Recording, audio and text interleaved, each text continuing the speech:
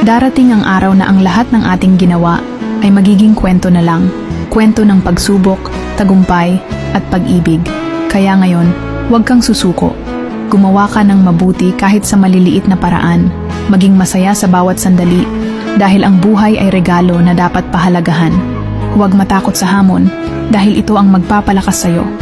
Ang kwento mo ay isang inspirasyon na patuloy na nagbibigay pag-asa sa iba. Kaya ipagpatuloy mo ang laban ng may tapang at puso.